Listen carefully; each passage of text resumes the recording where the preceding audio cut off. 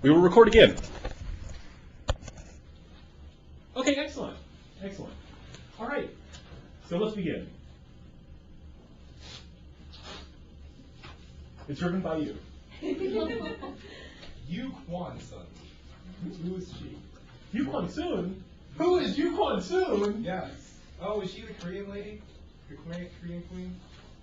No? Close, not the queen. Joan of Arc. Yes, thank you.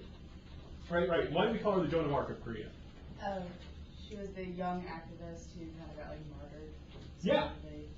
Yeah, exactly. She gets arrested and gets executed by the government, by the Japanese government. What event is she connected to? First of March. Yeah, March 1st student movement. Right. And then going back to what Drew and I were talking about before class, why is she then important, right? What's kind of significant about her being part of the March 1st movement? She's a woman. Yeah, right.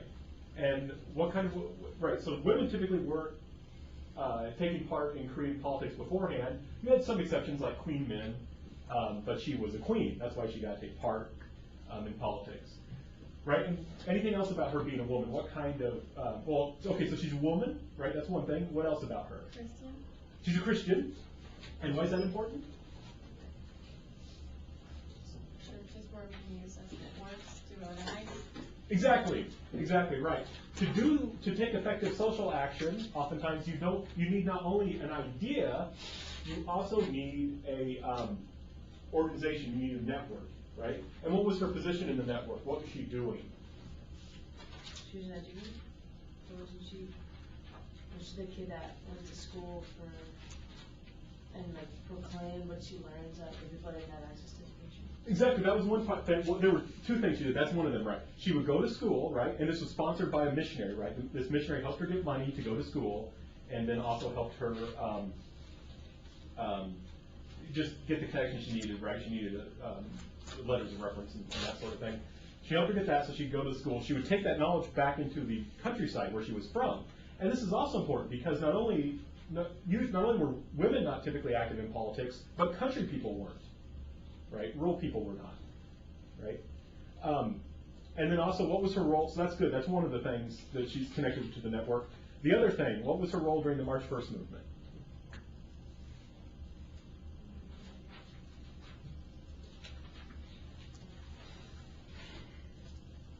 She was arrested and beaten to death. She was arrested and beaten to death, and why was she arrested? What was she doing? And don't say participate in the March 1st movement. How was she doing it?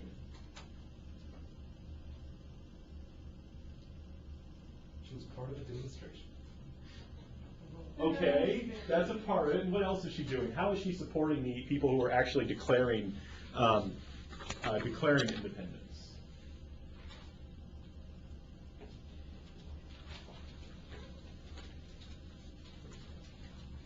What's her role in the network with the independence people? She's the one that is helping to hand out flags and that's copies of the Declaration of Independence, right? That's what they use the students for.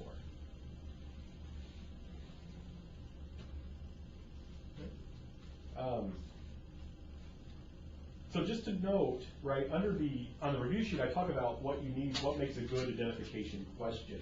What it was, or who it was, and we identify that. A Korean lady. Remember also, it's important that she's young, right? She's like, it depends on how you count her age. She's 18 or 19, and she's taking part in these. And this is another thing that makes her different, right? Young people like this, young Korean women from the countryside did not take part in the politics, right, because of this, or before this time typically. That's one thing that's changing. The rise of nationalism connected to Protestant Christianity, which gives you the ideas and the organization in order to take it out, right? And what was the connection? How does Protestant Christianity go with nationalism, right? How does that work? Can we talk about that here?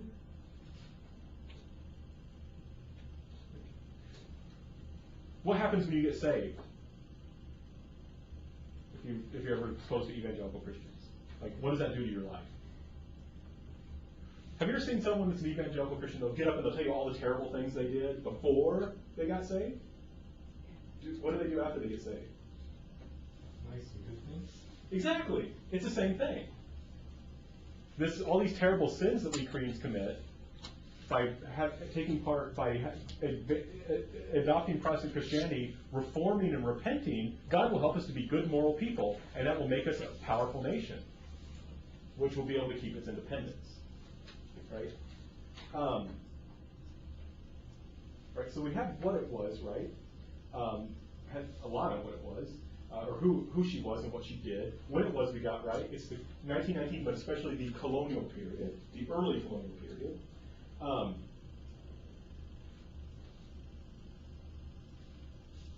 And it's important in a large part because,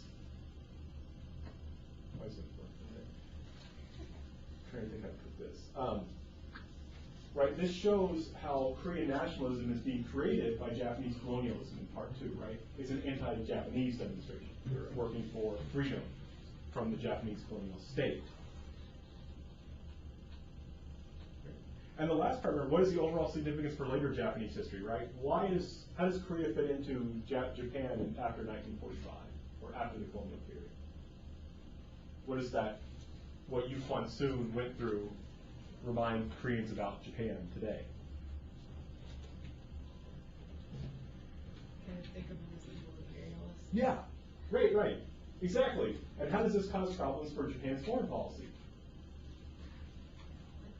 Right. It's hard to get the people to accept what Japan wants to do, right? You want a seat on the Security Council? Sorry, you guys killed Yu Kwan-soon. Right? You haven't come to terms with it. Right? So that makes it, so getting the first few right, who it is, when it happens, why is it important then and there, that's a B-level answer. Connecting that to the larger course, taking it further into history, that's where you get to your A range. Right? So that's when knowing, okay, how does she help us think about the Korean experience and how that connects to Japan today? And that's one way you can kind of think of this A levels. What does this have to do with Japan today? Okay. Right? Are there any questions? Any more questions on Miss Yu? Or shall we go to someone else? Thank you. I told that joke before, and no one got it. In another class, I talk about Yu Kwan-soon a bit. She's awesome. As an aside, I don't know if I pointed this out, An Chung-gun is also sometimes referred to as the Korean Joan of Arc. Really? The French have a warrior saint, can't the Koreans? You should be canonized. That's what some Koreans argue today. You should be a saint. Kind of interesting. Saint Anne of the Gun. Pretty sure Joan of Arc was mainly canonized because they felt bad about burning her, so. It was the English that burned her. Yeah. Very It was still the Christians who put them. Right. No, this is true, yeah.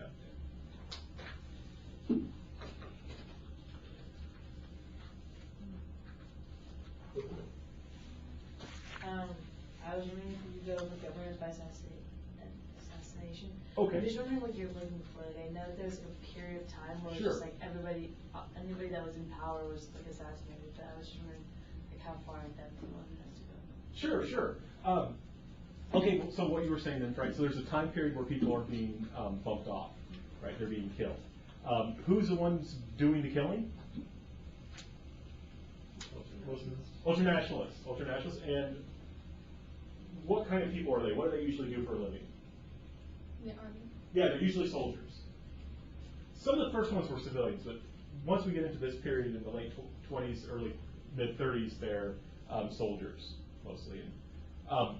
Who do they target? Political leaders. Right, political leaders. Anyone else? Prime ministers. Anybody else?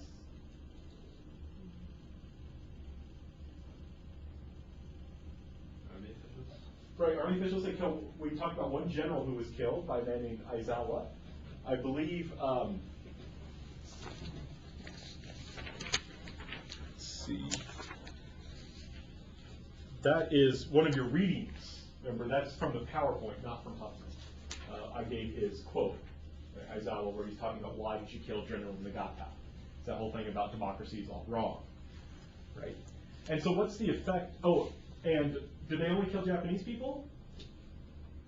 Mary, you're shaking your head. Did they also kill some Korean people? Right. I think Close, Chinese. Chinese, they assassinated some Chinese people. Korea was already under Japanese control by this time, there wasn't a need, but that's good, that's good. Close.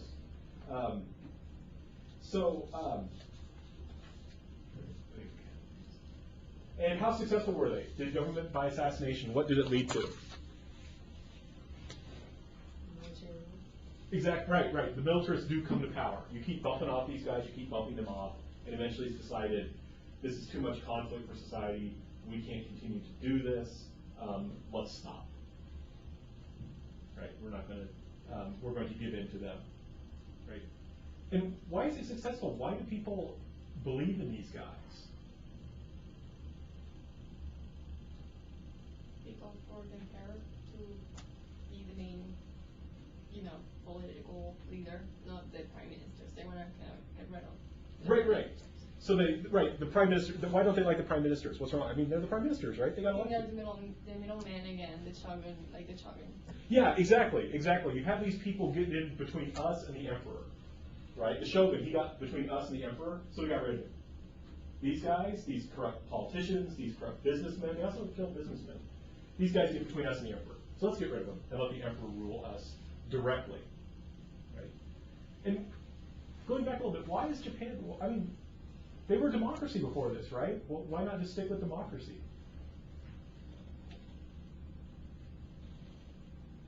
What was going wrong with democracy in the 20s and the early 30s?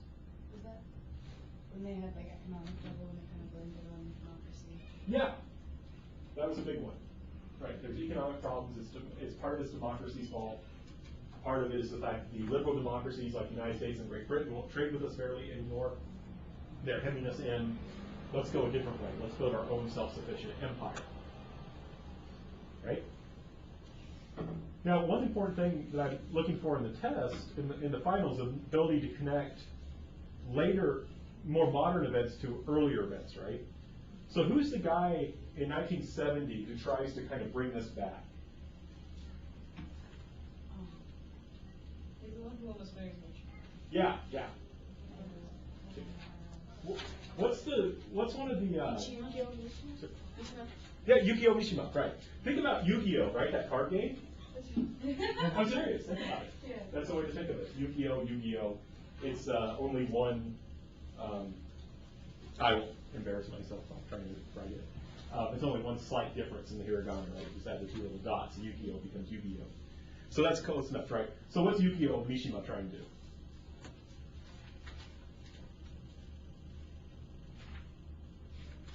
In 1970, yeah, Mary. Provide military activism? Exactly.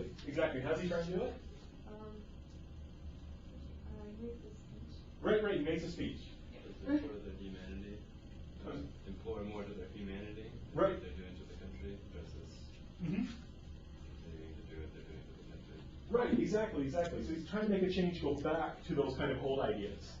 And what happens to him? How do people react to the speech, I should say? They reject him. Yeah, they laugh at him, and what's he do?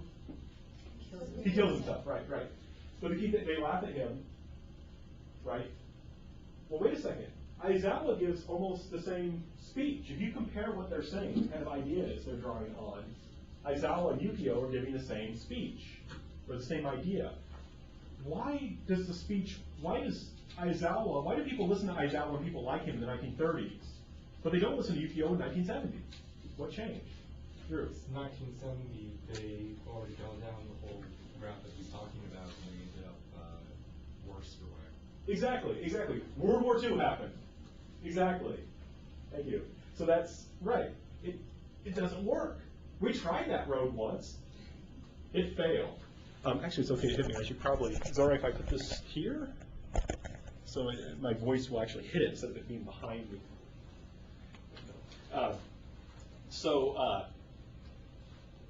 Right, exactly. So this is this is like, I mean, one thing I'm going to be looking for in the test is your ability to make this kind of connection, to comparing old events.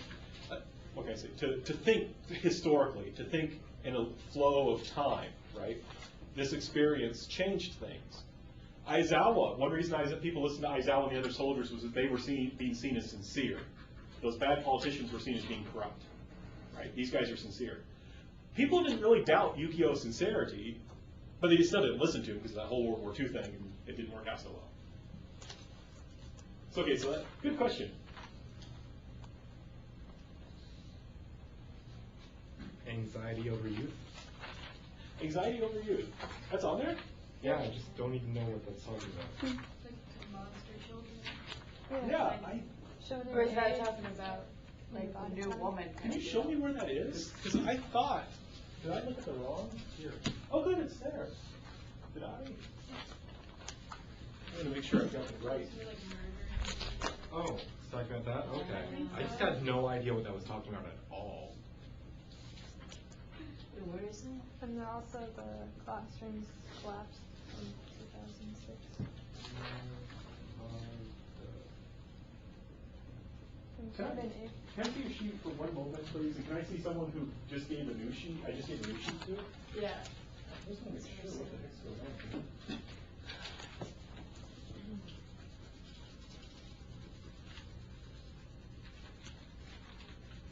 here.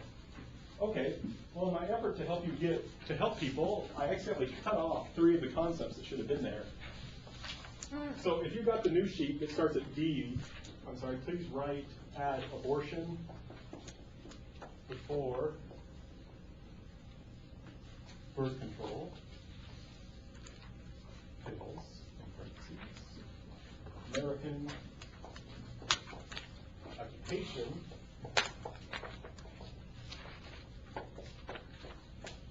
when you do a review sheet, you have to go through several drafts. So anxiety over review.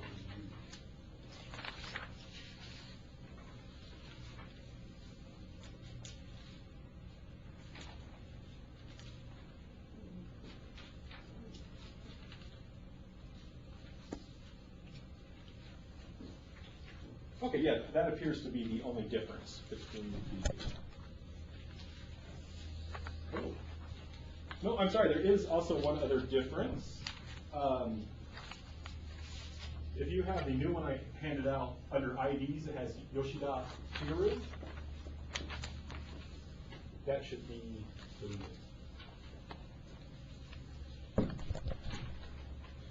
My apologies. Okay, who's that? I took Drew's and I took Bronca's. Yeah, Emily. Maddie, sorry. Yeah, you just had the new one that you emailed to us, that you said you didn't have here from the last class. The new ones? Yeah, the new. Oh. Sure, I just put that up. I'm gonna have to, when I get back to the office, I will put up a master one that is completely correct. Because the problem, I want to get it to everyone early, and this is kind of what happens. Fortunately, everyone's basically here, so we can deal with that fairly easily. Okay, what?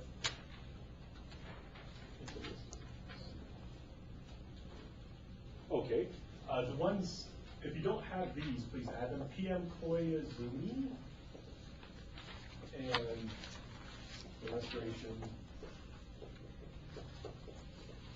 of Japanese confidence. And the other one is remembering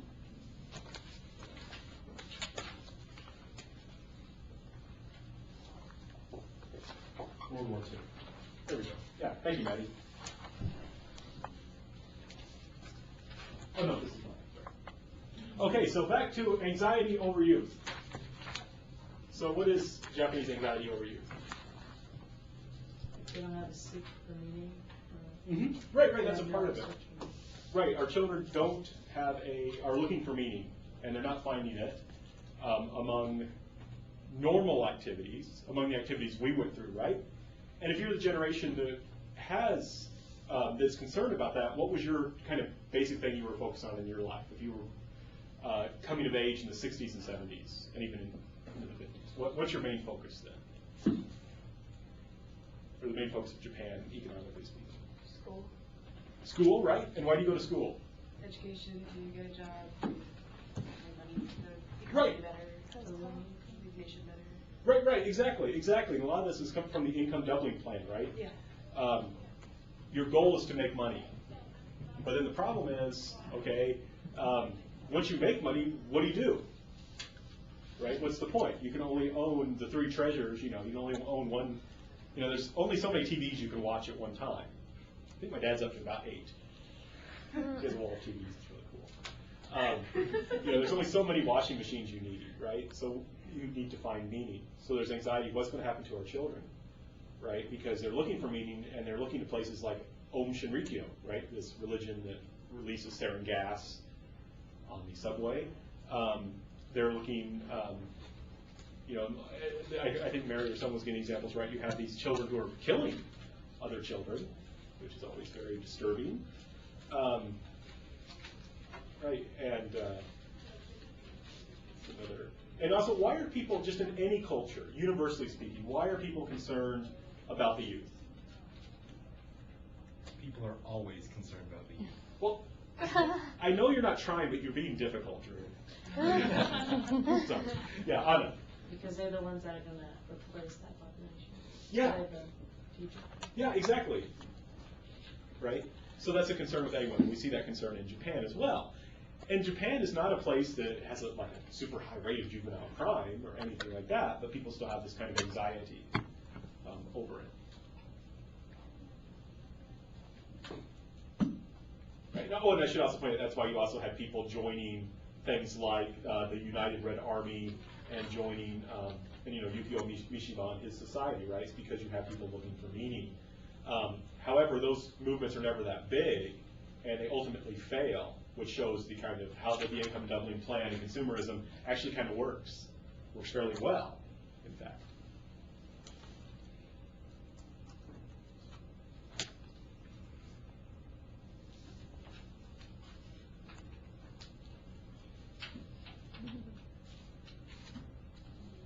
Ishiwara Kanji. Just going down the IDs. Actually, I'm going up the IDs. You're going, yes. Oh, you're going up the IDs. Yukio Mishima. Oh, yeah. Okay, yeah.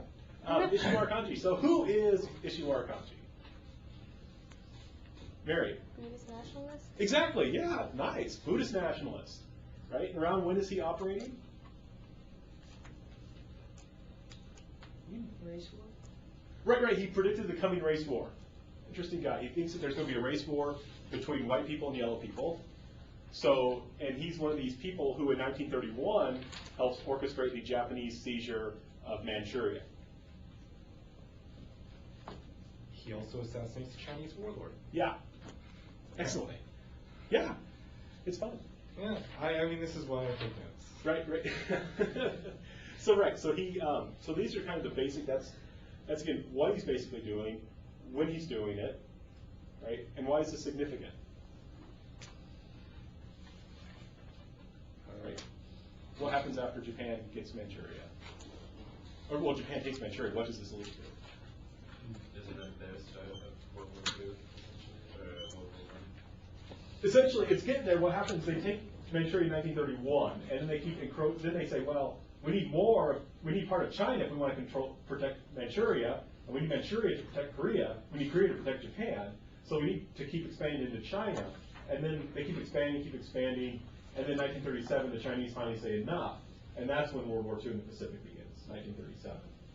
Right, so this is in many ways how Japan gets more and more engrossed into the Asian mainland, and this then leads to the invasion of China, which then leads to, so Japan's at war with China, it doesn't stop there, what happens next? Right, well, right, there's a little brief war with Russia in 1939, and the Japanese get beaten terribly badly because they don't have tanks. For our military history lovers, they fought Marshal Zhukov, which is never a good idea. Zhukov is tough. So where the Navy went and tried to take over all the islands? Right. The Navy went and tried to take over all the islands in 1941 in reaction to the American attempt to stop Japanese expansion by cutting off oil and iron. Right, that ends up happening in 1941.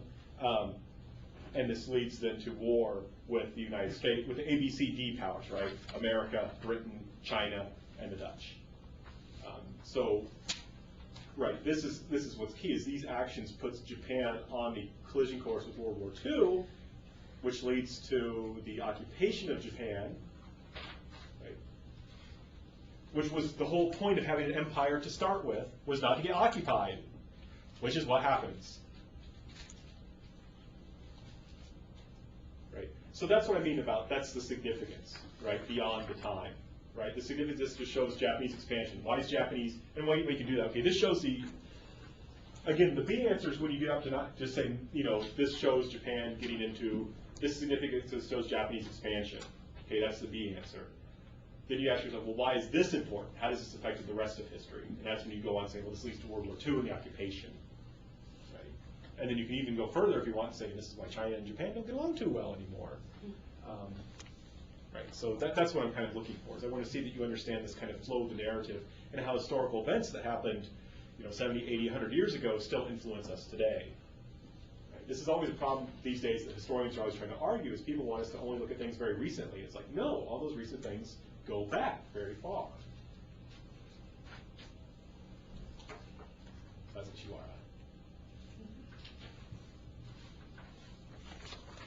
Just as a side, interesting guy, because most of the people who were ultra-nationalists then were not Buddhist ultra-nationalists, they were Shinto ultra-nationalists. Which is probably one reason he was actually nicer to Chinese people than most. He actually wanted to be equal after he took Manchuria. For the Battle of Nanjing, are you asking about the battle itself, or the Rape of Nanjing, or are they the same thing? Both. Yeah, I'm including that as the same thing. I was using battle to be a little more neutral and also to get in the idea that the connection to the military aspect. So, okay, so what is the Battle of Nanjing? What's that? What year is it? Or around what year?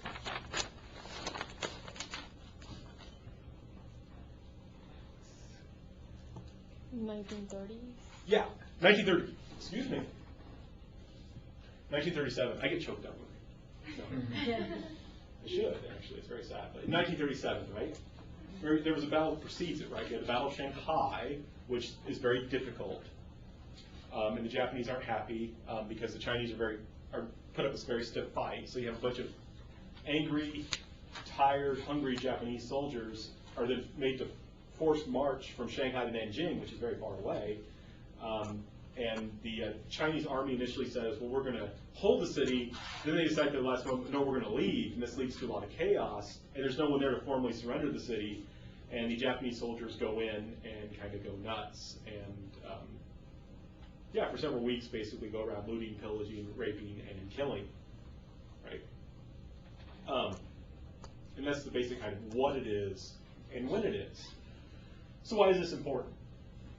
I mean, it's sad. I mean, you can certainly just, it's like, okay, this is depressing, right? Oh, this is the history we study is depressing, but why? Why is it important? I was just going to say it's another reason why China did not like Japan. Yeah, the reason why China's not there's a lot of those, right? Excellent, excellent. No, another reason, and that's important, right? It connects back to kind of diplomatic issues, to this desire for Japan to be a normal country. But why should they be on the Peace Council if they're going to just... Right. You can't be on the UN Security Council if you let that happen. You don't see to it. But at the same time, also sometimes, like it argues, it's overplayed. But right, remember we talked about how Japan has this problem where they're still in the post-war period. We don't talk about America being in the post-war period, referring to World War II, because it just hasn't kind of come to grips. What else? So that's good connected to something really modern. What about something that's there at the time, right? What does this mean about what the war in Asia is going to be like? It makes Japan look very bad on an international stage. Right. Also, I'm pretty sure the U.S. starts supporting China very shortly after that. Yeah, exactly, right. This is going to hurt Japan internationally, and it shows Japan's willingness, I mean, just like what Drew's saying, and just to build on that, Japan then is going to turn away, right? It already withdrew from the League of Nations in 1931. It's going to increasingly say, who cares about what the West thinks? We're just going to do what we want, which of course is going to mean, who cares about the Geneva Convention or how we treat prisoners of war, and that kind of thing. Yeah, Drew? One question that's, I suppose, a sort of side topic is, was the League of Nations actually important? Because I've gotten the impression from pretty much any other class that involves it that the League of Nations was basically useless. I don't know enough about the League to say. I mean, they were attempting to work through it. I mean, it was a way of expressing opinions. I mean, Japan did bother to send people there. I mean, it wasn't a terribly powerful organization. I mean, it didn't, for example, it didn't have the United States in it. It was missing some very important players. But I think people sometimes use the League as a kind of just make fun of it. I'm not sure if it's quite fair. I mean, I don't know what they were supposed to do. But It didn't enforce anything, and the U.S. created it and then didn't do it. Right. No, that Kind of is a joke. It is kind of funny. But that's more of a joke on Wilson, though, than the league itself. Wilson, he wouldn't bring any Republicans with him when he went to Europe, I think, if I remember right. He just didn't think things through. Let's solve form this without talking to Congress at all. Yeah. They won't mind. And going back a bit, but no, that's excellent. So, right, it's getting people on, this turns again, international opinion against Japan, which will also help lead to World War II. What is also going on with what does this say about the kind of war that's going to be fought in the Pacific? An aggressive bloody war. Right, it's going to be very brutal. Right, exactly. There's going to be a lot of atrocities. And this is going to continue when the Americans get involved, in which case it's going to become, it was already kind of a racial war anyway between Chinese and Japanese, becomes even more so, right? And typically, just to kind of build on, or let me go back for a second. Right, so this is going to be a dirty, nasty war that is not going to win friends. How does this work with the whole Asia for the Asians thing? Nobody wants to be in Japan's life. Yeah, this is the problem. It's hard to say you're liberating China when you're, or liberating any of the other countries when you're going around doing this. Right? This is highly problematic.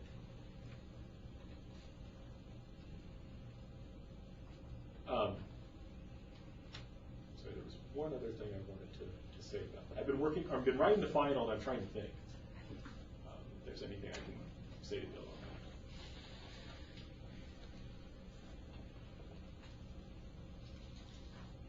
Oh, yeah, just as an aside, so what, typically from how would Japanese be portrayed then by Americans because of instances like this? Oh, Right, aggressive? isn't that like the dehumanizing factor with them as the enemy? Once the U.S. joined the war, they could say they're like really evil, and Right. people didn't feel bad about killing them.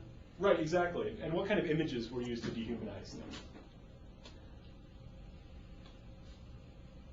Remember from any of the pictures I showed? The bug, Right? lice, Lice, yeah. Japanese black ones, whatever. Right, yeah, lice, right? And we're going to clear them out just like we would any kind of lice. And who was kind of pictured? Who was the louse? Like when they showed the louse, was this just a particular Japanese person? Was this Japanese people as a whole? Right? How does the lice appear? Sorry, I asked Black like 10 with buck questions. teeth. I'm sorry? It was black and I had buck teeth with a gap. Right, yeah, and these really angrily slanted almond-shaped eyes, right? Exactly. So it's really making the Japanese race the enemy, which is different, right, from how Nazi Germany is treated. In Germany, Americans typically understood that there were good Germans and then there were Nazis. But in the Pacific, there were just Japs. And a good Jap was a dead Jap. Which always, by the way, makes it complicated to abbreviate stuff when you're studying Japan. Yeah. So the abbreviation I taught was JESE, J-E-S-E. I just put J. Just put J, okay. Because Some, I know that it's not a some people thing. add an N, J-A-P-N. Well, it only saves you like one letter. So. I'm sorry, no, they do J-P-N. I just write JESE. JP and not worry about how that would actually be pronounced. Right. I just pretend it doesn't happen. This lack of vowel. Yeah. Yeah, I think so. What about changing Nai? I'm sorry? A full of love? Oh, yeah. Naomi. Yeah. So what was that about? Well, it's under the readings. Naomi. Sure about that? Chijin no Ai. I don't have it either. You sure? No. This might be the other I don't have it. one. Oh, It's the I old one. don't think so. It's the second reading. It's on the other side. Oh, The second it's reading like for us is Declaration of War. Yeah. Yeah, I'm sorry. Please strike that out. Which one, the? The Chijin no Ai. Okay. Oh, no. Yeah, I'm really okay. This is from the new one I just handed out. Okay, yeah. I'm sorry. The new one I just handed out. Apparently, I got the wrong draft. I accidentally picked up a rough draft. Who did I just take this from? I'm sorry, Natasha. Now it just occurred to me. I think the final draft. What happens also, I have two different. I share an office with another professor, So what that means is I have to constantly move my stuff around between my home and here, and I don't always get to use that. And so what happened was when I just upload and print out, I print out a slightly older version. So the one that you have in your hands, the one that I handed out previously, is correct. That's the one I used when I made the test. So obviously Naomi's not on the test, which is written, just needs to be checked. Mary. What do you mean by transformation and suffrage? Right. Okay. First of all, just real quick, what is suffrage? Where does vote Vote. Right, just the right to vote. Oh, Right. I think. Yeah. No, because we always talk about women's suffrage, right? Yeah. Okay. So who? First of all, who gets to vote when the Meiji period starts? Anyone who can afford it. Well, any who can who Rich afford it. noblemen? Right, right. Any man who can pays a certain amount of taxes. And the way at first that they expand this is just by lowering the amount of taxes you have to pay. Right? What happens in 1925? Everyone can vote as long as you don't talk bad about the government. Everyone? All men. All men. All men. 1925. There's a few other things that you have to do, right? You can't be homeless. You can't be on public or private assistance, which would pretty much destroy all the graduate students. They couldn't vote. If private assistance means your parents, right? And so, okay, so that's men. So how do women get the right to vote? Right? Women vote in Japan. Where does it come? Where does their right to vote come from? The war? Right, the war. So they during the war? After. After the war. What happens after the war?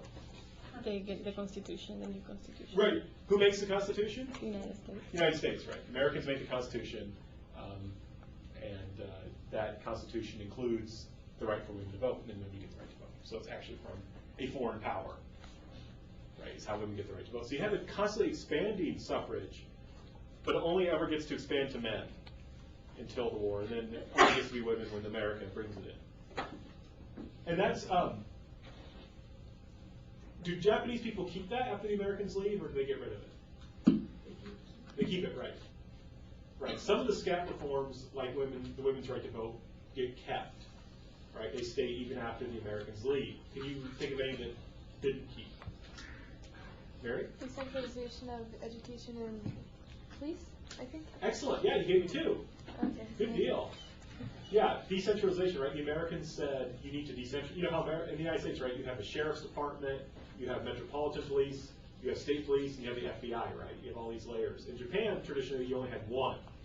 Americans didn't like that, so we said, you need to be like us, decentralize your police. We have local school boards with elected members. We said, you have to do that too. They did it for a while. They did both those things for a while. And then either while we were still there, or shortly after we left, they got rid of them. Right? Anything else you can think of that they got rid of? Right, yeah. That's a big one. We tried to get rid of the Zaibatsu, and they kept them. And why was that a good thing for Japan? As far as industry goes and the Yeah. economy, keeping it together, and they had more companies at the end of everything because they had like competition between them and they didn't have monopolies in certain. Like they help industry out. Yeah, they helped each other survive. And Right, didn't right. become Yeah, exactly. You one had giant company. a partnership, right, between business and the government. Oh, and they could buy technology as a group and Right. share it. Mhm. rather than just Yeah, exactly. And so that cooperation helps Japan bounce back very quickly. So it's a good thing from their perspective that they got rid of that. Right, and that was MITI, right? What was it, the administrative, something technology and industry.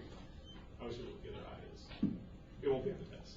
What the other I is won't be on the test. The concept will be.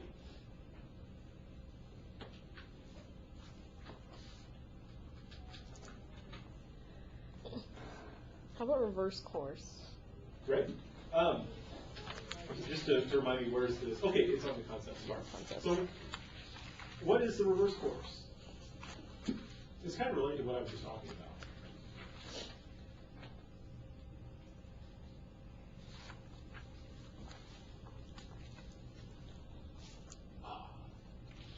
Reverse course? Yeah, no one remembers the reverse course. Wait, wasn't that what we were just I don't even see I that. don't have it either. Yeah, that's just what we were talking about. Okay, someone, what, is this another one that was? Yeah. Okay, who asked it? Who asked it? Reverse course, so this was on the form. Sorry, so this is on the rough draft, so please go ahead and cross that out. But yeah, Emily's right, that's what we were just talking about. Yeah. Catherine, I'm sorry, I know who you are, I really do. Emily Holland, Catherine Stein, Maddie Pays? Should I go around the whole window? No, this is a big thing I'm strict on, like, I know my students' names. I'm sorry. No, I can get 100% on that test. If any of you have ever taken a class with Professor Johnston, though, you know just how terrifying names my are God. with her. First day, you go around and say your name once, and she can go around and say it in a class of like 27 people. Yeah, that's amazing. It's terrifying. mind-boggling. Just as an aside, the great Catholic missionary to China, Matteo Ricci, what he would do, he would have everyone in this room write a poem. He would have you all give him the poem. He would read the poem several times, go through them. He would go around the room and recite back to you each poem. Then he would go back and recite to you each poem backwards. There's different techniques, memory techniques. There's different ways you can train your mind to do these things, and Professor Johnston has probably done that. Yeah, that's really cool. Because that is amazing. I need to learn. I need to talk to her. Because I'm terrible at names. But, okay, I'm sorry. Yeah. So sorry. That was Emily. I steered you wrong. Gave you the wrong sheet. Evelyn, I gave you the wrong sheet. It's been, I spent a lot of today at the doctor, so for my son, but he was okay. It was just vaccinations. But I spent a lot of time dancing with a very angry 6-month-old. They don't like vaccines. They do not. Yeah, Mary. Is the rise and fall of imperial democracy tied to Ishiwara Kanji? Yes, in some ways. Right, that's a good point, right? You can also draw Ishiwara Kanji into that whole government by assassination, the rise and fall of imperial democracy, right? Because you have a democracy, and he's one of these people who's working against it, right? You have these military men who are taking action without civilian approval, right? And the civilian government isn't powerful enough to rein them in, right? And just as a review, what does imperial democracy refer to? It's very simple in terms of the title. Refers to a democracy that has an empire. Yeah, in which you have, at the same time, I mean, it's a very nice way to refer to things. It's very clear. Imperial democracy refers to the fact that Japan, from 1905 to 1932, was a functioning democracy that happily and popularly embraced imperialism. Right? There was no, we see sometimes a contradiction between that or a paradox. No problem here between the two. Probably because they had the concept that only some people had the right to vote. Or that had anything to do with it. Prime Minister Koizumi is Ultraman, right? That's that guy? He is the powerful prime minister who was buddies with Ultraman, right, between 2001 and 2006. Okay, so that is okay. What is the, what's that under? I mean, you wrote it on the board to have us add. Oh, PM Koizumi, okay, so it's under concepts. I'm sorry, yeah, those two are under concepts. Right, so why is Koizumi restoring confidence? He's prime minister from 2001 to 2006. What happened in the 1990s? What do we call that? The lost decade, right? 1990s is the lost decade. Right? I showed you that review on that video on the real estate. Real estate. Thank you. Sorry, I'm really maybe on the real estate market in Japan, right? So you had this in the 80s, 70s, and 80s. You had this booming economy. Late 80s, early 90s, you had the bubble burst, right? The real estate bubble burst. Everything goes really bad. And Prime Minister Koizumi is trying to is oftentimes credited as helping to reverse that, right? By trying to restoring Japanese confidence. That's part of my argument is that sometimes it's not the policies of the leader, just it's their ability to inspire confidence, right? I mean, the guy can stand next to Ultraman and still look pretty cool. I couldn't get the picture, but he's a handsome guy. He's a charismatic guy, right? And what are some of the things he tried to do to restore confidence? Didn't he like argue openly with his own party, like in support of the people? And, like, Yeah. Kind of gave them the idea that he wasn't corrupt. He was actually on their side. Yeah, exactly. Mary? He also did things differently. He had 5 women in his cabinet. Right. Excellent. Well, excellent answers. just to add one more, what did he do about Yasukuni Shrine? He went there. He went there. Here. Right, I was trying to think of the name of the shrine. maybe. right. He goes to Yasukuni Shrine every year, right? Pays respect to the war dead. And why does this say that Japan is confident? Because Isn't he afraid of the public opinion? Yeah, he's like, I don't care what people think about me going here. Our men are died bravely in battle. Why should we necessarily accept that we were completely at fault for World War II? Shouldn't they be honored too? And who are these foreigners to tell us what to do? haters gonna hate.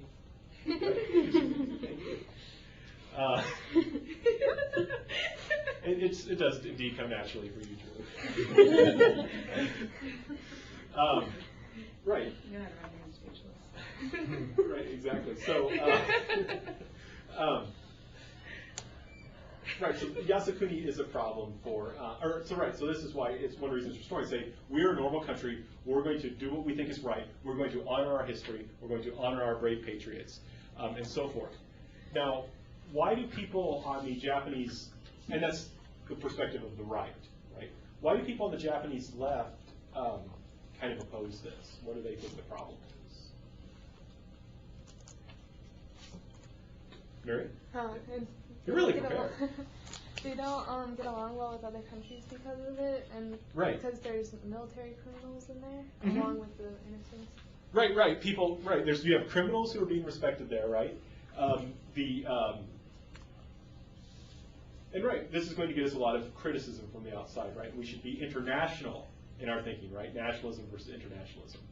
And also, and just as an idea of kind of, what can I say, self-survival, what happened to the Japanese left during World War II? You know the answer. Who did you present on? Oh, they all got put in prison. Yeah, they got president beaten up. Right? So if you're on the Japanese left, if you're a communist, or you're a member of a new religion, right, that were historically suppressed during World War II, you're going to oppose this. Out of a fear that this embrace of the Yasukuni kind of narrative, this idea that, hey, we're not completely at fault at World War II, these guys are actually heroes, that will lead to a resurgence in nationalism that will lead to you suffering. Right? So that's kind of the left, why the left doesn't like Yasukuni, but why the right does, right? Because it helps give you confidence. We Japanese are a normal country. And that also leads to, so if you're on the right wing, remember I told you there were two myths, right, about kind of how Japanese remember World War II. That's one that we added. Mary, you want to tell me one of the myths? The left people were tricked, manipulated into war, and therefore are innocent. Right. Yeah, the common people were tricked, manipulated, or they're innocent. It was only those darn rightist militarists that they had complete control. Imperial democracy kind of is a problem for them. They kind of ignore that. Right. So that's why I say it's a myth. What's the right wing myth?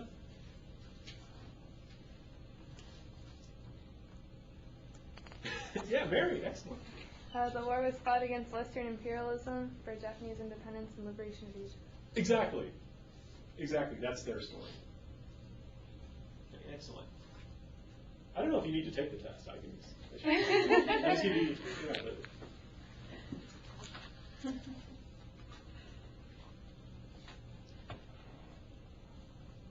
They're always left wing. People were tricked and manipulated into the war and are innocent. Oddly enough, it's the German defense also. Right? It's always, yeah. We were just following orders. Pretty sure the Americans had that defense won at least a couple of times. Italians, definitely. I'm trying to think of a country that hasn't used that. We'll get back to you on that. Yeah? I have a question about transformation of generals in the post-war period. Okay. What exactly is that referring to? Like, Sure. Is that referring to like people women getting education and going into the job market to get husbands, or is that referring to voting? Like, what is that? Right. Sure. No. Excellent. What am I referring to here? Okay.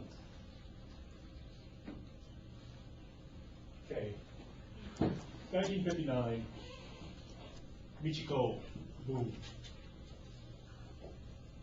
What am I talking about? Oh, okay. Is that the Empress, the commoner that everyone was like really excited about, and then Right. followed her story, and she's in a tabloid, I guess, kind of deal. Yeah, exactly. People were going. Japan did not have network TV before her time, Yeah.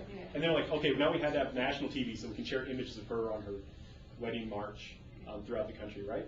And people were going out and buying TVs that never had TVs before. And I pointed out in class, there was one reason. What was it? Especially women were really interested in this, right? And why would women be interested in this in terms of gender roles? What's the ideal for women at this time? Oh, wasn't it like she gave up a career to marry the emperor or something? Or is that something else? You're thinking a few decades later. Okay, You're on the right the other track. one. Okay. It can happen to everybody. So like Right. yeah, Yeah. that's what they basically were thinking. It Right, can right. happen to anybody. And what can happen to anyone?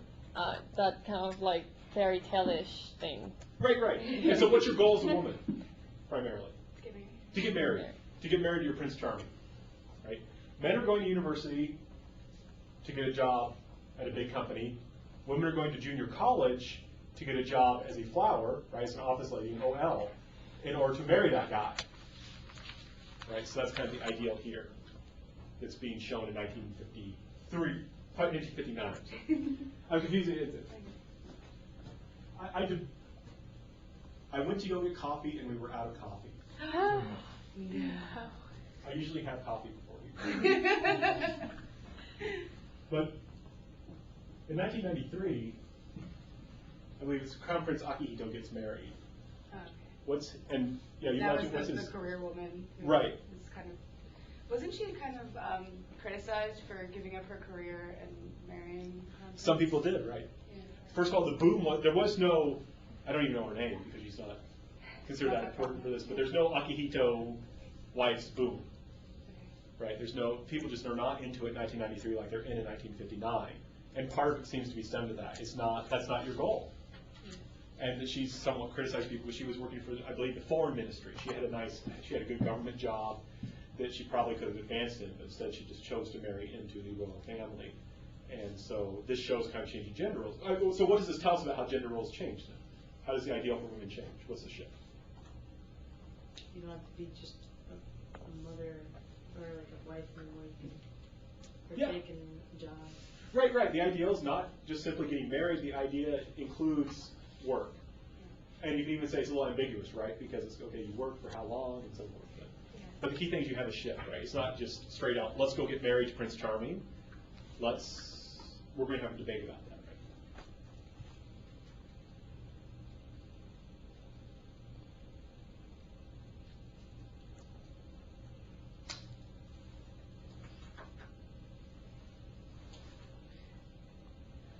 Mary. I saw that she has Yoshida Shigeru crossed off of hers, and then, do you cross it off up there? Yeah, I crossed it off Okay. up there. I'm sorry. I wrote it up there and then crossed it out to show that it should be Okay. deleted. Poor Yoshida, he's cool, but I had to leave him out. Had too much occupation stuff. When you say recovering from lost decade, is that pretty much just relating the prime minister equation? A lot of it, right? Just to make sure. When is the lost decade? 1990s. 90s. Right. So it's preceded. Things going well in the 1980s, and you have the lost decade in the 1990s, right? And it's pulled out. So, and pretty much. We call it the lost decade because the 50s, later 50s, 60s, 70s, 80s is just economic boom, like for 4 decades. Yeah. And then you have this decade where like nothing happens. What about Edgar Smolders? Oh yes. Is that not too good? Where did I put it? No, It's that's under- actually It's there. I just thought it was Smothers, wasn't it? Yeah. I lost. How did Sorry, I? I. Oh no, that's okay. I'm sorry. No, I'm sorry. Is this mine? Did I put this down here? Yeah. Okay, sorry, I lost my sheet. Yeah, no, I'm sorry. Yeah, Edgar Smothers, okay. So that's a reading from the PowerPoint, not from Huffman. Remember what I told you about if you see the SJ behind someone's name? It does shoot. Yeah, right, don't argue with them, you'll probably lose. Jesuits are smart guys, typically. But he is a Jesuit, right? Do you remember what event was he connected to? Nuclear bombs. Right, He right. didn't like the fact that, he didn't agree with them because he said that if it was justified to using that word, you could use it at any other point when you felt like it. Exactly. So, and I gave you a quote from the PowerPoint on the atomic bomb on him. So just make sure you understand. So that's who he is, and Natasha explained that. Make sure you understand his argument. It's a very, I think it's important to kind of understand different people's points of view, and he does a very good job. I mean, it's like one paragraph. It's a very good argument. Wasn't the other half of the argument, if it wasn't moral, then what the hell, guys? Yeah, that was basically the other half, right? Was either Jesuits are smart guys. He took a very complex situation and he said, well, either you drop the bomb and then other people can use it against you, or you don't drop the bomb and other people can use it against. Or I'm sorry, either it's wrong, it's okay to use it. You're wrong to use it, or it was used against you. See, this is why I'm not a Jesuit. Okay, I'm sorry. Either you were wrong to use it, in which case, why did you use it? Or it was right for you to use it, that means other people can use it against you. Just to be fair, though, what's the counter argument? What was the argument that Harry Truman or the Americans dropping the bomb would have given? They saved lives by using it. That's what they would argue, right. We save lives in the long run. Whether that is true or not is a historical case that we will deal with in this class, which is an interesting historical question. Another interesting historical fact, they briefly considered just dropping it over the ocean to scare the pants off the Japanese. Right. But they worried it wasn't going to go off, so they just dropped it on a city instead. Yeah. Right. Really? Yeah, yeah, we'll display it. That was one argument.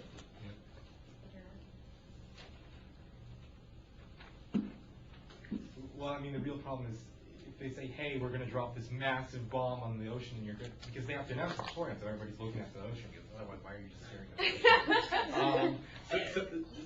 So if they announce it beforehand, and then it actually doesn't go off, the Japanese are just looking at this like, so?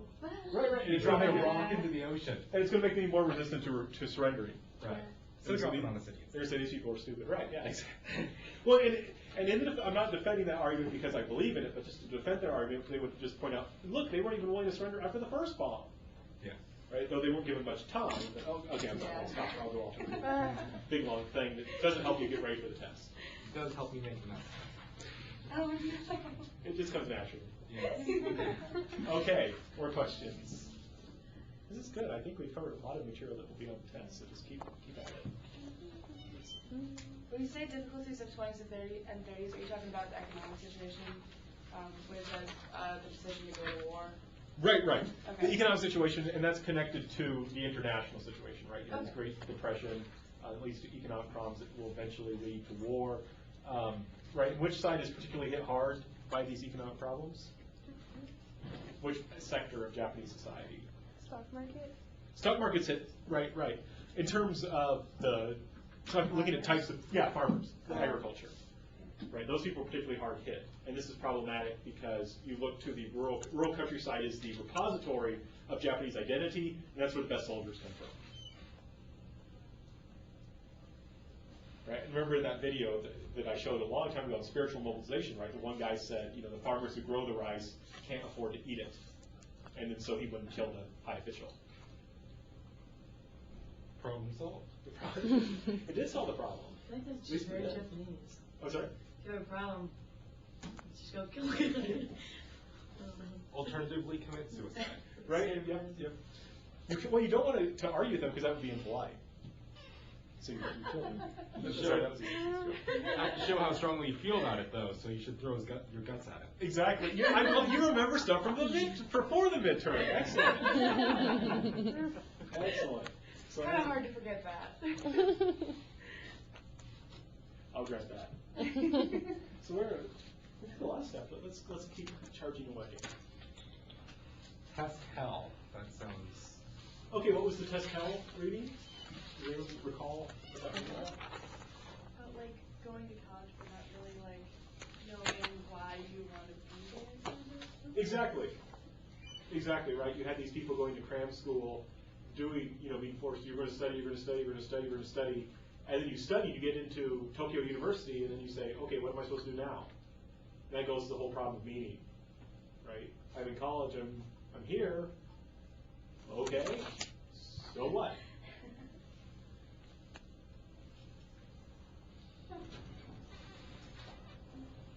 Is that what you want us to know for the answer? Like, is that what would be the answer?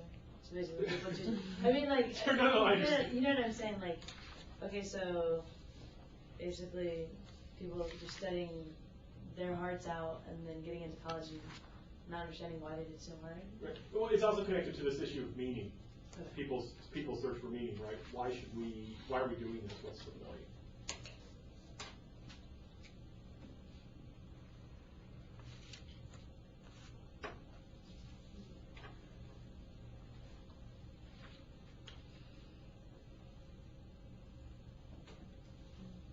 How about the declaration of war? Right? Okay, right. Who's declaring war?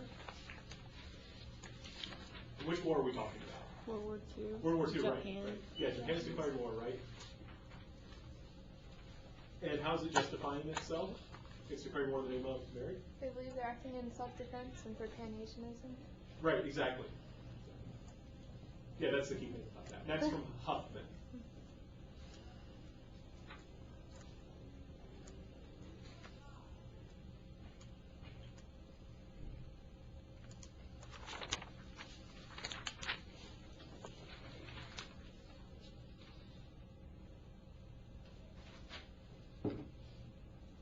Address to young men. Just young men. Let's see. Oh, he actually gave me the year, 1930, right? That goes into it, right? What does that? Does anyone recall what that document is arguing? Okay, well, it's 1930, so it's right before what event? What happens in 1931 we just talked about? Sort of Manchuria. Manchuria, right. Right, exactly. And remember, this guy talks about there's 3 ways that Japan can, its population's expanding, it needs to grow. There's 3 ways to do that: international trade, immigration, and expansion. International trade, immigration, expansion. Remember, by the way, when you want to remember the list, you remember the thing about, like, this would be IIE, right? IIE, kick him in the knee. Raz, kick him in the other knee.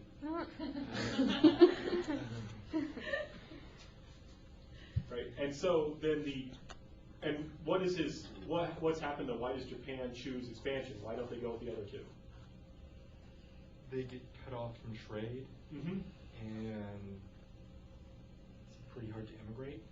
Well, they get cut off from trade, right? The international societies after the Great Depression are closing their doors and not allowing so much trade. So, right, Mary. Anti-immigration policies by other countries against the Japanese. Right. So, for example, the United States basically bans immigration by Japanese into the U.S. So these 2 doors are closed off. So what's key about this document is it's showing a kind of Japanese perspective. Hey, you encircled us, right? It's that ABCD encirclement. You're not letting us immigrate. You're not letting us trade. Okay, what do we have left? We've got to expand. And so then when the League of Nations tells us not to expand, well, why should we listen to the League? They're just the tool, the puppet of these white imperial powers. So who cares?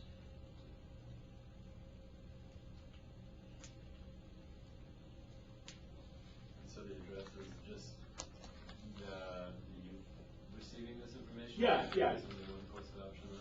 Right, he's arguing this to young people. Right, which actually I'm glad you brought that up because that's important too, because this is going to the younger people who are going to be fighting.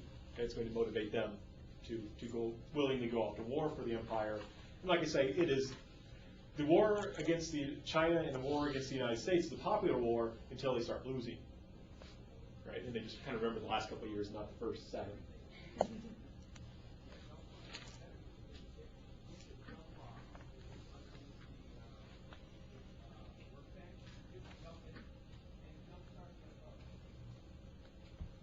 Well, I want to give you just a breather, just to think for a second. So I just want to go say something briefly, right? Everyone, you got your paper grades, right? Mm-hmm. Did it email you? Did you get an email from Moodle saying your grade has been updated? Mm-hmm. I actually got that email after I got your email asking me if you got the email. Okay, that's the problem. It just takes a while. That's the problem. Okay. Well, just as like grades were very good. Well, grades were weird. Grades were very good. I think the average was about an A-. Right? People just, I have no problem giving,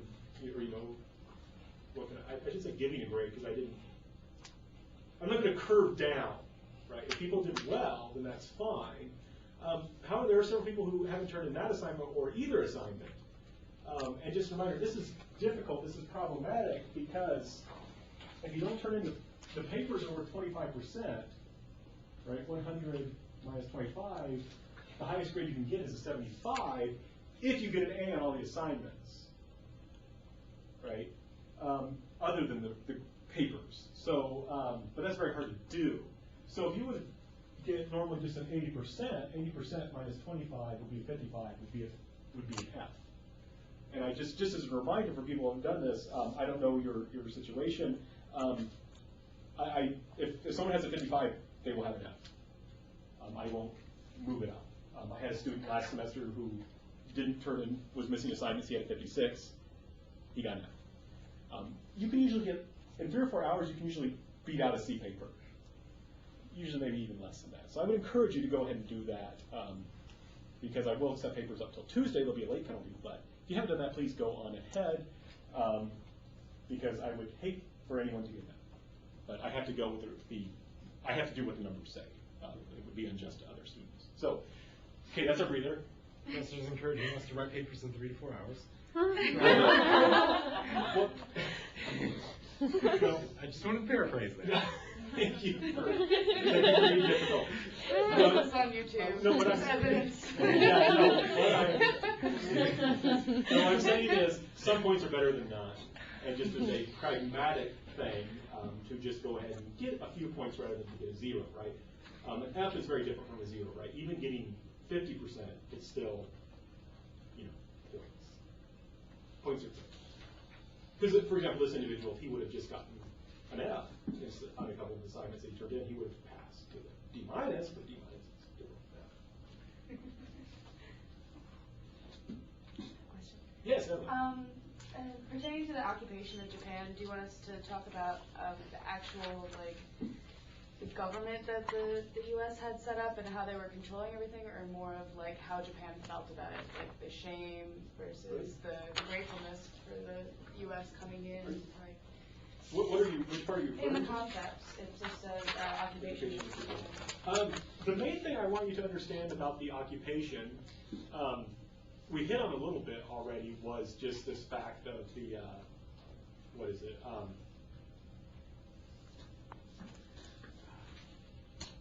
the fact that sometimes it kind of works and sometimes it doesn't, right? That some reforms, such as women's suffrage, land reform, those are accepted and are popular and they stay. Some, like decentralization of police and education, getting rid of the Zaibatsu, those aren't successful and they go away. The other point related to that is the so-called reverse course, right? Where until about 1947, the United States is emphasizing Japan will be pacifist, Japan will be a liberal democracy, we'll even let communists out of prison, but then after 1947, right, okay, let's put the communists back in prison, and they don't actually put them in prison, they purge them, they fire them for their jobs, which is still not a fun thing to do, in response to the Cold War, right, and that's referring to the reverse course. And the other big thing just is to know that we worked through the Japanese government, right? We kept the emperor around so that we would have a figurehead to help control the Japanese people, right? Because MacArthur said, if I don't have the emperor, I'll need another 1 million men. Yeah.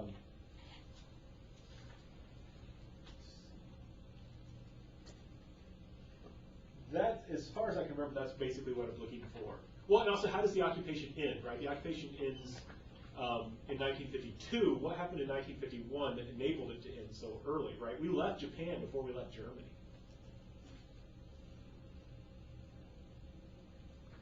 Yeah, Emily? I mean, no. Catherine Stein. Yeah.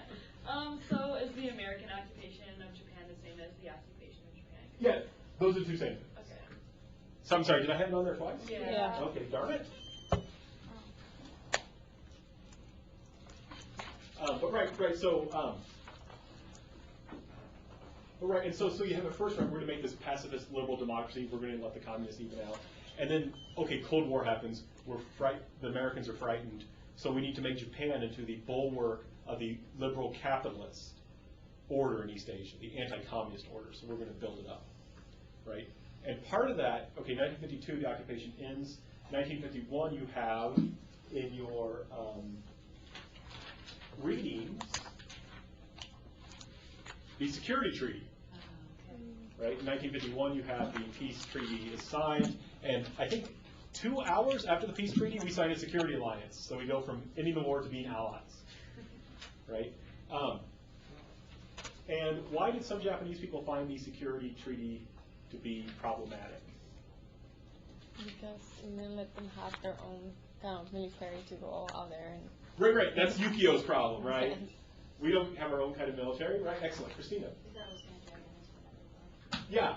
If you're on the left, you're afraid that this is going to drag you into another war, right? Japan's interests are not served by the Cold War, right? By having American troops here in Japan, if America gets in a war with North Korea again, gets in a war with China, gets in a war with the Soviet Union, that will necessarily involve Japan. That will get us into a war that is not our war. Wasn't another problem with them is like it's kind of like another unequal treaty because they couldn't have bases in the U.S. Yeah.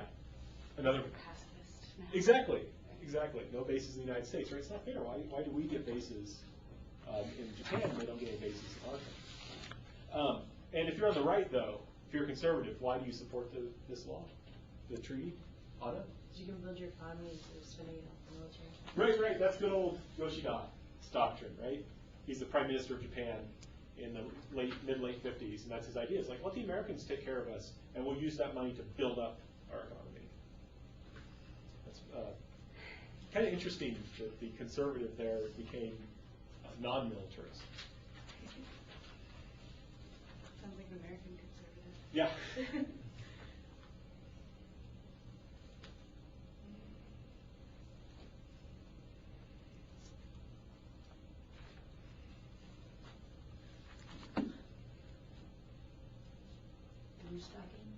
Blue stockings. Who are the blue stockings? Feminists. Right, they're feminists, right? Right, so it's this feminist journal, right, Seito, called Blue Stockings, right? Do you remember the reading from that at all? Yeah, Mary? Natural genius doesn't pertain to specifically man or specifically women. Right. That was the reading, exactly. It was really hard, right? I remember that was the one I showed up there and like, what is she talking about?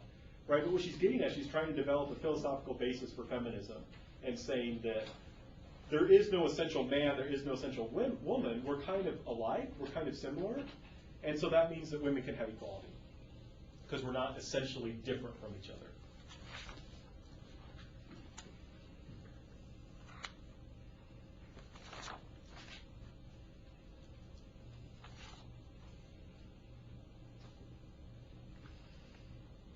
What about the nuclear power? Like, there's so much information about nuclear power. Sure, what was important about nuclear power? Okay, right. So Japan, first of all, we talked about Godzilla, right? And so you had this kind of ambiguous relationship between Japan and nuclear power, right? It said, or I'm sorry, no, Godzilla's not ambiguous at all. It says nuclear power is bad, right? Astro Boy is more ambiguous, right? Because Astro Boy is powered, in a sense, by nuclear power, right? So we have that. But what's also important is the Fukushima reactor, right? And the tsunami 2011, that you have this massive tsunami hit Japan. Japan's electricity, at the time that the tsunami hit, nuclear power plants provided 30% of Japanese electrical power. The plan was in the next couple decades to make it 50%, right? We don't want to be dependent on foreign oil. What percent of Japanese power is currently supplied? Zero. Right. So Japan has a complicated relationship. Japan has lots of bad luck with nuclear power. I'll say. Yeah, you have the atomic bombs, and then you get this. So that's the kind of the main thing I'm looking for there. So you just wanted to say that it's ambiguous, that they have a lot of bad luck. Well, right, it's ambiguous, but right now it's not very ambiguous. Right now they're very much against it. Right now it's just like, yeah, this is bad, and probably they're not going to be restored. Especially over the summer. People argued, I think, earlier that, well, in the summertime there'll be such a need for cooling and everything that we'll have to bring them up. They made it over the summer. And so probably there's going to be a lot of opposition to rebuilding them because people aren't going to say a need. They're like, we can get by, we can cut back, and we can go to other sources and we don't need to go to nuclear. So Japan's economy seems to be doing just fine. People seem to be doing just fine without nuclear power. Is it one of those things like popular opinion, nobody really wants it back? Right, exactly. And it's hard to make the argument otherwise, because if the economy is doing well and people are still able to enjoy air conditioning, then why would you have it? Yeah. Very. What are you looking for in post-war economic growth, like just the last decade and the TV stuff, or? Well, post-war, right, that's a little earlier. That's the income doubling plan, basically. And just the fact that Japan, because it forms this state relationship between the state and business, is able to grow very rapidly and very quickly, and is able to sustain that growth up until the late 1980s, early 1990s. And we've already covered a lot of that as earlier, so that's just all I would add.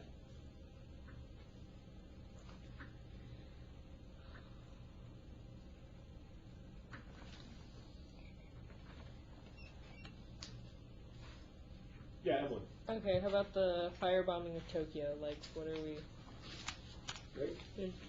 Okay, well, what was the firebombing of Tokyo?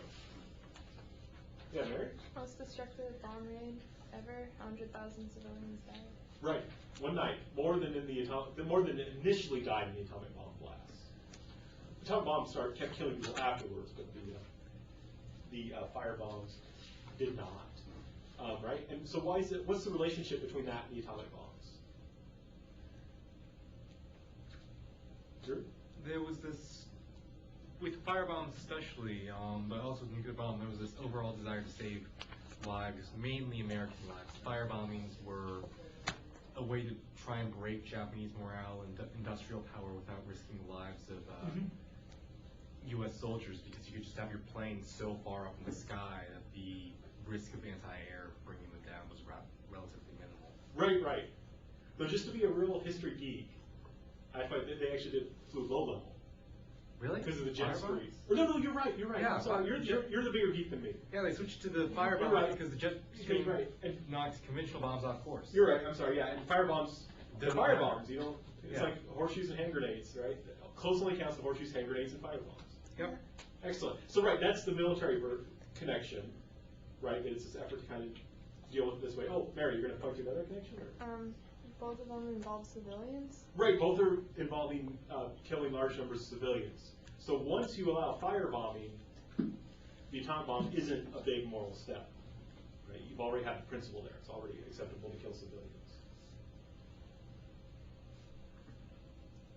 Right, so it's a desire to save American lives primarily, though sometimes they'll argue Japanese lives as well. I'm not sure how many people would argue that with the firebombings, to be honest. Right. Well, no, but the argument, it makes the war end earlier. I'm not saying I accept the argument. That's how the argument would go. I think the firebombings in Germany are probably more questionable. Right. Well, yeah, this is also an issue. Hey, Dresden had plate factories. You had to stop the Nazis from having nice decorative plates. I hear Dresden looked like a pretty nice place once. That brings us there with the atomic sunshine remark. Right, you're just enjoying your atomic sunshine. Yeah. Anything else?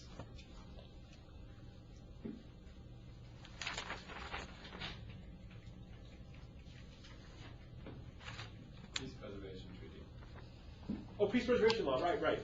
So do you remember what? Okay. Does anyone remember offhand what year that was?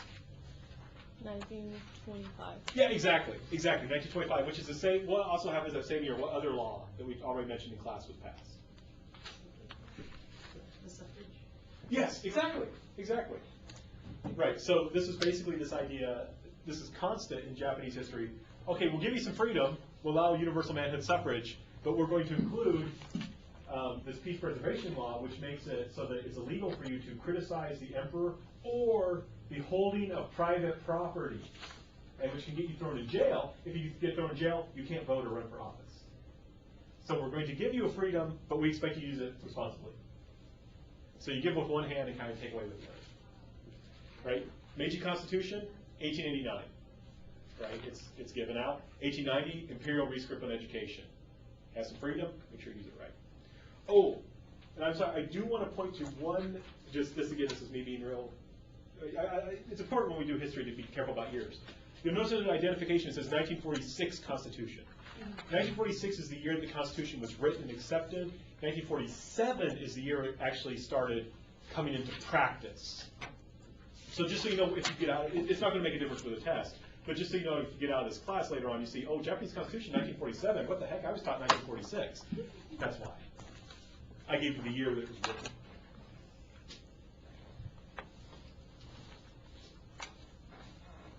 And I said 1946 Constitution to differentiate from the Meiji Constitution.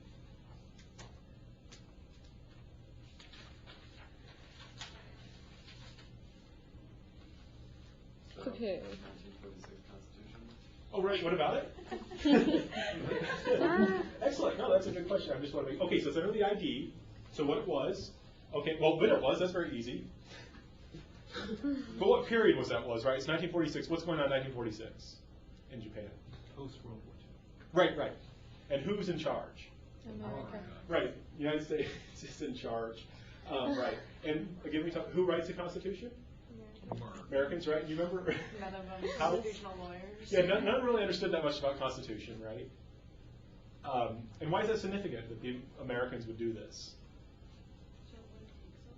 Right, right. We want to get it through right now while we're still in power, while we still have memories of the atomic sunshine, as the one. So Mary goes out and says, you know, they show the Japanese the reps, the drafts, and then they go out while they're reading it, and the guy comes out and says, "We're sorry, it took so long." I said, "Oh, we were just buying your atomic sunshine just as a B-29 flies over." Right? So that's kind of when it was, right? So why is it important then and there? What does the Constitution do? Takes away the army for one. Right, right. Gets rid of the. It says we're going to be a pacifist nation, right? Article 9. Right, which Japan has been trying to get around, and that's also where it comes important now, right? Because it's a major issue of Japan being a normal country. Now, Koizumi can't deploy combatant troops, but he deploys non-combatant troops to help the United States fight in Afghanistan. Right? They did this during the Iraqi War too. Right. So this is why it's kind of significant even today. Again, it connects to Japanese foreign policy and Japanese notions. Are we trying to be a normal nation? Right? It's not the post-war forest anymore. What else did it bring besides that? Mary? Minimum standards of wholesome cultured living. Right, yeah, exactly, exactly. This is fascinating, right? Something that people complain that it's like, why doesn't our Constitution have this, right? Minimum standards of culture and, what was it again, please? Wholesome living. Wholesome living. Right? What happens to the emperor? Stays. Right? He stays, but how does he change? He's the image, or like. A symbol. Symbol. Yeah. Symbol. Excellent. No, good, good. He's a symbol of the country, right? He's no longer the state itself. Right? Remember General Nagata, this guy Aizawa killed in 1935? He killed him because he said the emperor was just a part of the state. He wasn't the state itself.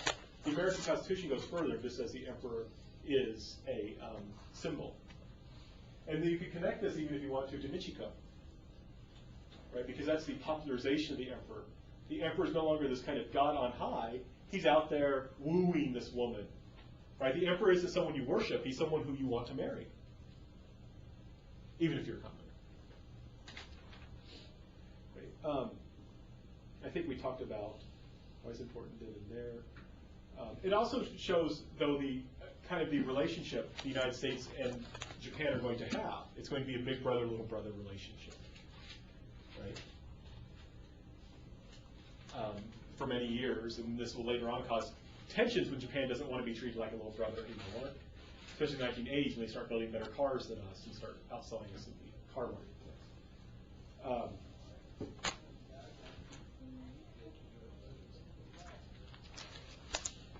Yeah, we got some enough for the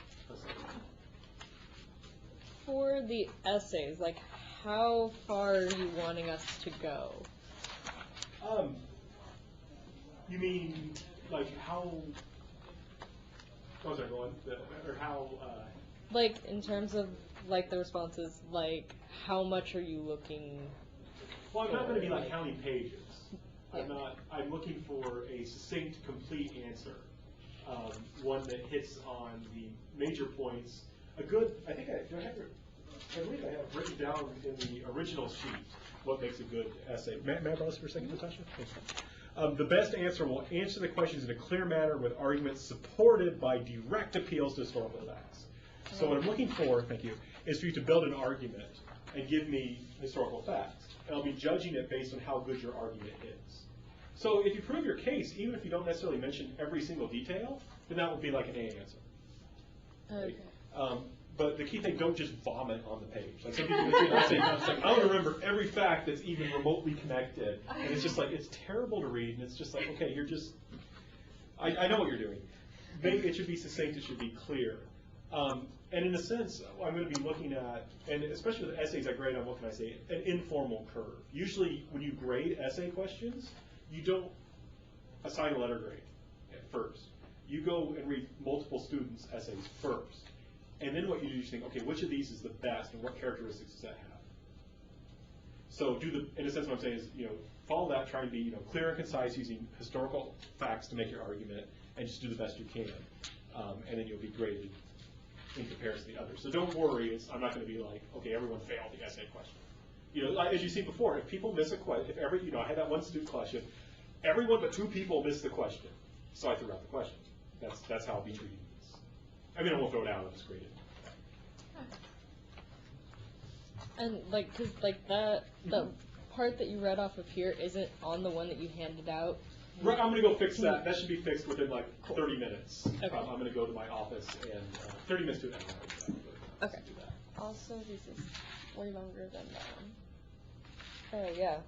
It is. Yeah, I'm sorry. The one I just handed out, please. I got the wrong version. The first one. Okay. Also, is our test in here? That's a good question. I was going to talk to the administration about that. Okay. I So think sometimes they move it randomly. when I looked it up, I didn't see anything saying it wasn't in here. I mean, Okay. does anyone? I've had like one class ever that actually moved it. Okay. So I just wanted to make sure. No one's told me that it's moved. My understanding is Okay. yeah, it's here. That's what I was banking on. It's fine. Show up whenever the test is. I should probably figure out when the test is. It's on your syllabus. Just show up whenever that is. Nobody's in here.